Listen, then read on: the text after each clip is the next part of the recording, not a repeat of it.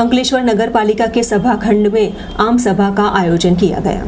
अंकलेश्वर नगरपालिका के सभाखंड में आम सभा का आयोजन करते हुए 73 कार्य को सर्वानुमत से मंजूरी की मोहर लगाई गई थी। अंकलेश्वर नगरपालिका में आम सभा के भागरूप सोमवार पर अंकलेश्वर नगरपालिका के सभाखंड में प्रमुख ललिताबेन राजपूत तथा उप प्रमुख भावेश तथा शिव केशवपाल कोलड़िया की अध्यक्षता में ये आम सभा का आयोजन किया गया था, जिसमें एजेंडा पर रखे गए वैसे 73 कार्य को सर्वानुमत से मंजूरी की मोहर लगाई थी। आज रोज अंकलेश्वर नगरपालिका सभाखंड में पटलरी जनरल बोर्ड जोई हती। आ बोर्ड में एजेंडा पर 73 जेटला कामों लेवामां आव्या। तमाम कामों વધુ મતે તેમજ સર્વાનુમતે મંજૂર કરવામાં આવ્યા।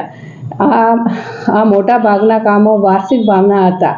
તેમજ અંકલેશ્વર નગરપાલિકા પાસે 2 અંતિમ રથ છે, એ નગરજનોને ફરી સેવા આપવામાં આવશે એ ઠરાવવામાં આવ્યું છે।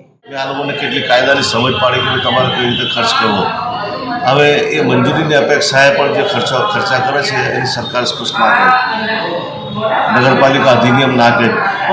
આ લોકોને તમે છૂટો દોડમાં 156ની કુમારી છે। આજે હું બોર્ડમાં એકલો તો તમે 1 કલાક બોર્ડ ચાલ્યું, તમે એના સાક્ષી છો। આને ધરના ખર્ચા, એક કામ ડબલ વખત 3 વખત ખોટા ખર્ચા। હવે આજે મંડપના ખર્ચા 26મી જાન્યુઆરીના 5-5.5 લાખ રૂપિયા ખર્ચા।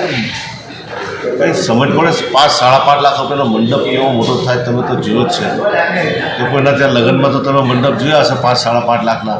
આ એવું મંડપ પેલી 20 રૂપિયાની લડી લટકાવી દે, એ લડીઓથી આખું ડેકોરેશન કરેલું, અને એ રામ મંદિરના પ્રાણ પ્રતિષ્ઠા મહોત્સવના દિવસનું લગાવી 26મી જાન્યુઆરી અંદર લઈને એટલું ડબલ કરીને 6.5 લાખ રૂપિયાનો એનો ખર્ચો। તમે બિલીવ કરી શકો? ગામમાં કોઈ કંઈ બોલવાવાળું જ નથી। ઉજ્જળ ગામનું એળંદી પ્રધાન જેવું છે આ લોકોનું।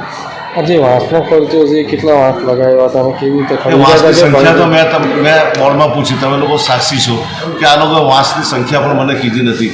1,79,000 ઉપરની જે વાંસનો ખર્ચો થતો બેરિકેડનો, ત્યારે તો સરહદથી ડૂબી મરવું જોઈએ। 1,79,000માં તો આખી ટ્રક ભરીને વાંસ આવી જાય। આ લોકોએ વાંસનો ઉપયોગ શું કર્યો હતો અને કેટલા દિવસ માટે કર્યો હતો?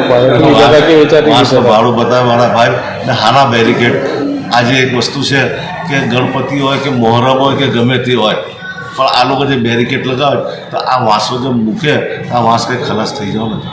એ વાંસ ઓછામાં ઓછા 10 થી 15 વર્ષ સુધી જો તમે સાચવો તો ચાલે।